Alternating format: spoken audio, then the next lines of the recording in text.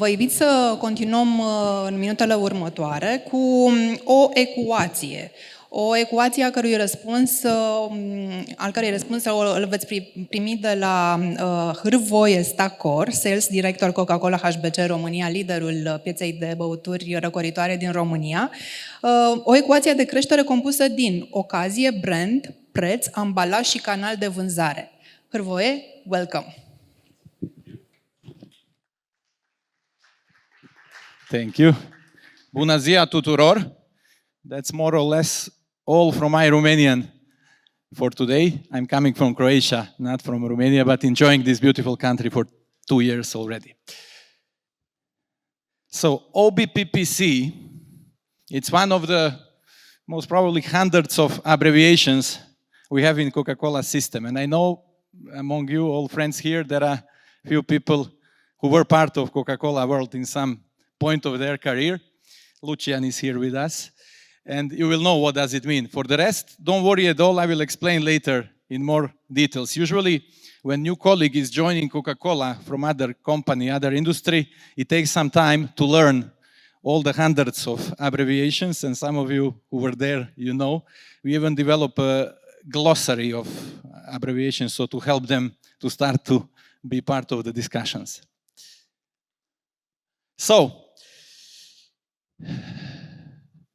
I'm sure that many of you who are sales managers or working in sales will agree with me that to be sales manager, sales director in Romania these days is not necessarily the easiest job in the world. And we all talk, and there was an interesting comment or question a few minutes ago about how we are managing, how we are coping, all what is happening. And we know what is happening. We are facing macro-economic headwinds. We are facing a downturn in economy. The reasons, the root causes as well are well known. Romania is having the highest budget deficit in European Union. I think it's more than 9% of GDP.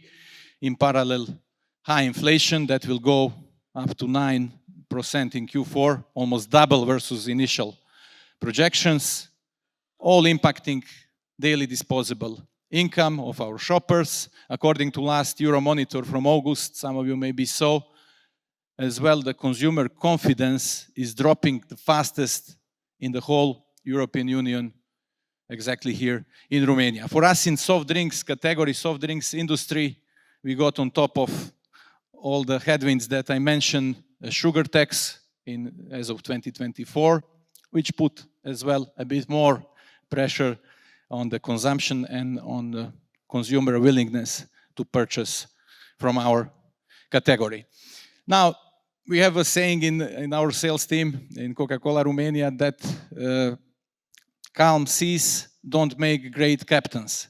And there is no another way or alternative but to find a way to adapt, to adjust, and to see how to improve, elevate ourselves every day in order to compensate some of these headwinds and some of these difficulties that we are facing, which are kind of becoming something that is, I would say, normal. And today, I want to share 2 angles of how we are coping with this, what we are doing in Coca-Cola Hellenic to overcome the barriers. And these 2 angles, one of them is more tactical, and we call it tactical adjustments. The basics or back to basics. And we believe this back to basics is playing important role to make us more successful. It's easy to implement, it's short term, it's fully in our hands. Let's say it's fully in our control. And then another angle is more structural, it's more strategic. It's addressing longer term the environment, the macroeconomy, and it's addressing, we hope in positive way, our shopper more longer term. And when we talk about these tactical adjustments, when we talk about back to basics, many would conclude, headwinds, macroeconomy, affordability, people don't have money, let's do promotions and promote more. But we don't believe this is the only thing we should do. And yes, we are promoting more. We are part of the platforms, leaflets with our customers. But that's only one of the pillars we believe should be the part of the tactical algorithm to cope with the challenges. First one that I put here is excellence in execution. And this is in the core, in the DNA of what we are doing every day. Better periods, worser periods, execution excellence is something that is the backbone of what Coca-Cola Hellenic is standing for. Second pillar there is related to marketing campaigns, tactical marketing campaigns. And what we learn is that brand power and brand strength is even more relevant, more important in the times of the downturn. And what we are doing there is we are increasing the campaigns that are communicating directly transactions and to drive more transactions, to drive more purchase, to make more consumers, shoppers purchase and buy our product at the point of sales. And when I talk about execution excellence, this is how it looks like in the shop floor. We do have something that we call PICOS, another abbreviation, picture of success, for every channel, sub-channels, format of store, every zone within a store, everything is predefined, based on well-informed decisions, insights, number of facings in permanent section, in the shop floor, in the different zones, everything must be in the right place. And this is what our people, our business developers are doing. For us, consistency and continuity of this is the key, even more important than promotions itself. And then marketing campaigns.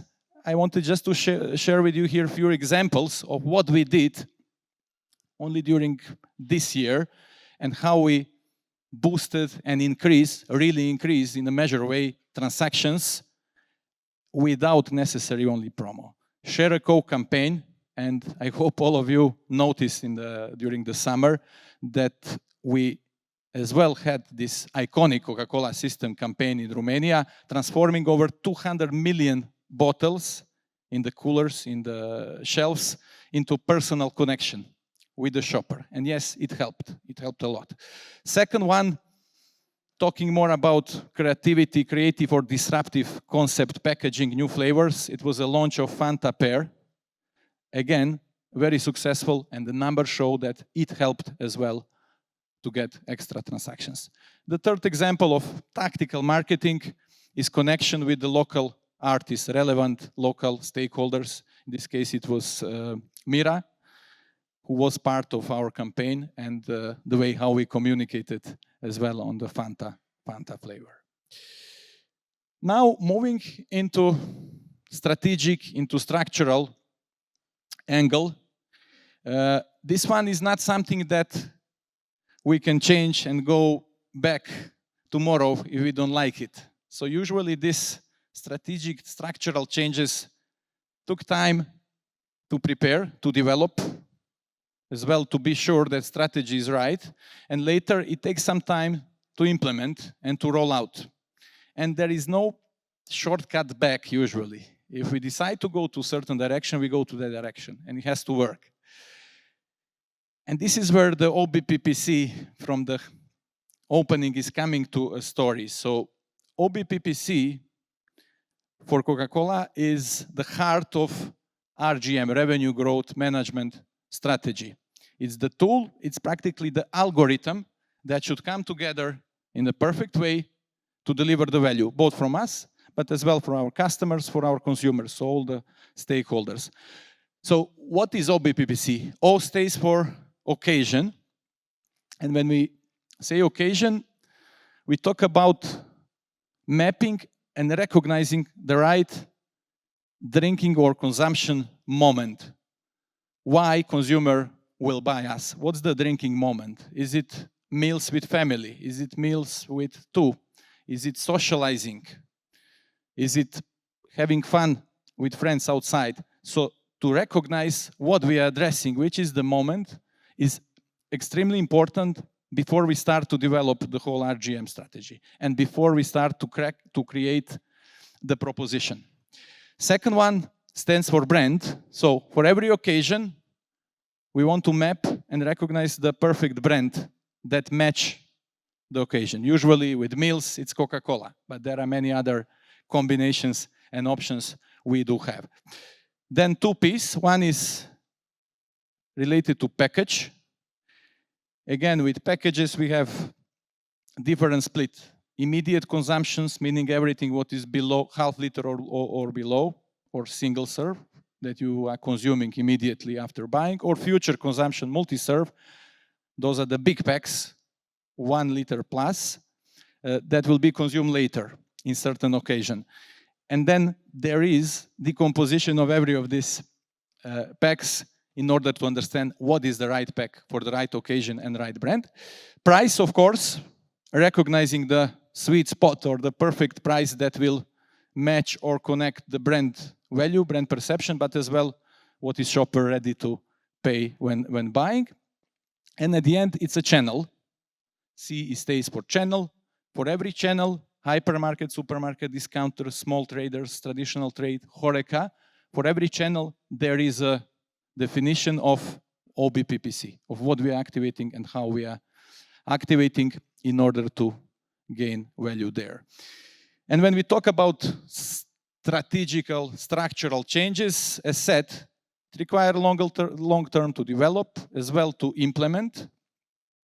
Some examples are when we are changing the flavor or innovating the flavor to address some untapped opportunity, like was the case with Fanta Pear. And every time when we are developing it, there is a whole story around recognizing the opportunity, but as well being mindful about cannibalization, because this is playing as well a critical role. Or the second example, changes in the pack architecture, and I will show in a few slides some very specific examples. Those are requiring even more investment into the CapEx, development of the new packs, changing everything in our PICOS, picture of success. However, done rightly, this can long-term change the traction and the trends that we are facing. Some examples of structural, strategic innovations or changes. Some of you will know that we introduced last year Coke in the flavors of lemon and lime, or Fanta Tropical.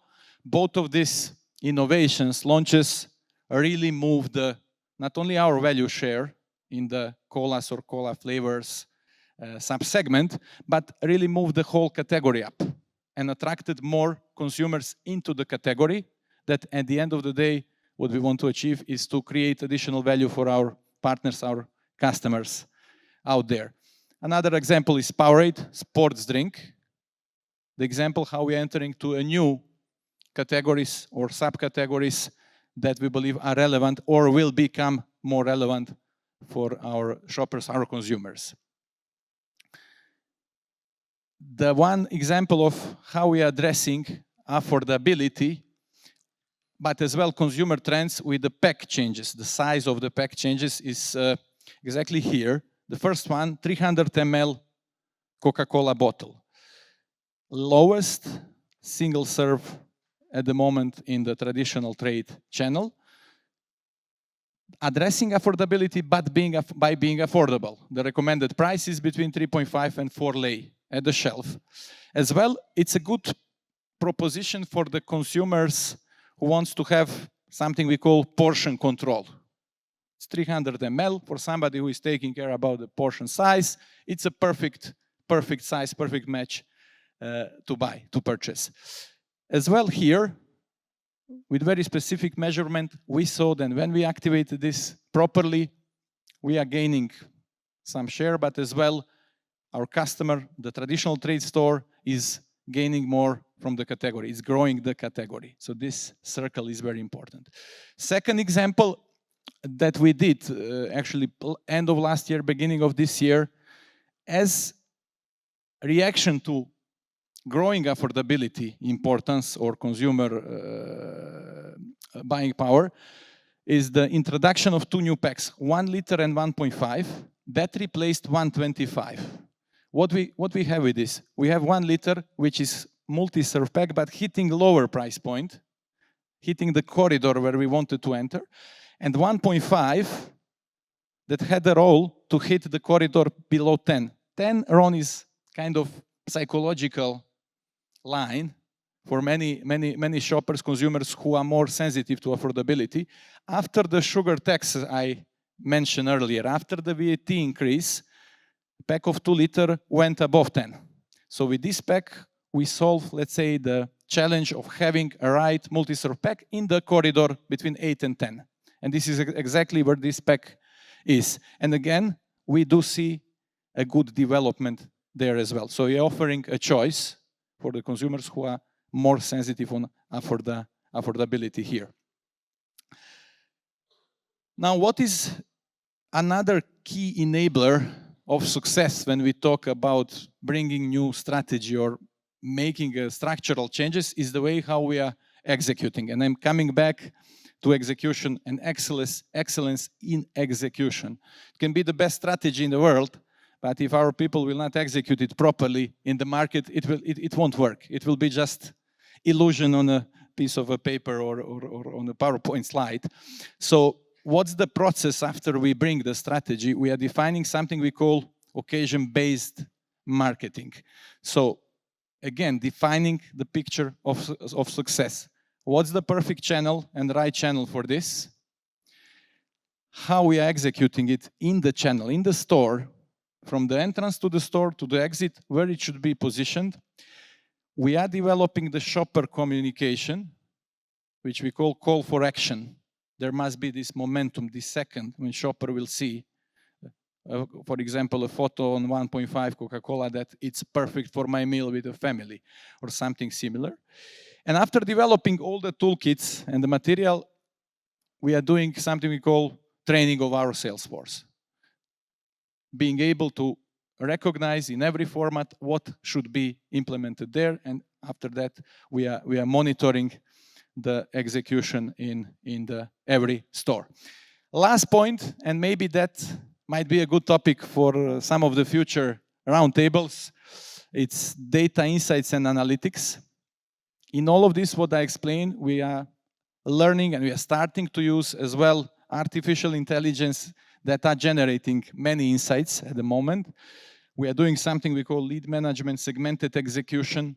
Sometimes we go to the one store level even, if needed, to define what is the look of success for that specific stores. But as said, more about DIA maybe next time. Thank you a lot for your attention. Thank you as well. Any curiosity in the audience? We have some questions in the back. Thank you for the great presentation. You had a slide about packaging, and this is something many brands do nowadays. They try to adapt their packaging according to the analytics they have and according to the shopper behavior and shopper insights.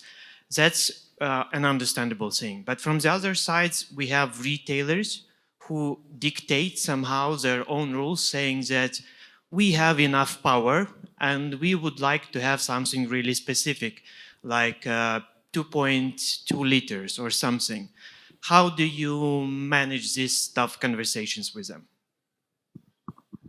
So retailers, and I mentioned them as one of the, in my wording, I call my retailer a customer. For me, it's a customer. So retailer is absolutely the very important stakeholder in the whole equation. Shopper/consumer, we as a producer, and then retailer. And whatever we do, retailer is a part of the equation, and we want to add value to retailers, because more value he has as well is good for us. We do have a wide range of offers. As I said, we just made from 1.25, we made 2 and 1.5. We do have duo packs, like 2 times 2 liter, piloting 2 times 1.5 liter. So I believe that there is more than enough to choose from if we want to test or pilot something. And we are open for this kind of initiatives with the retailers. So I'm not facing their necessary conflict or situations where I'm not ready to offer, and we are not ready to offer something that would help. Thank you. Thank you very much for your present. Thank you. Thank you. Thank you all.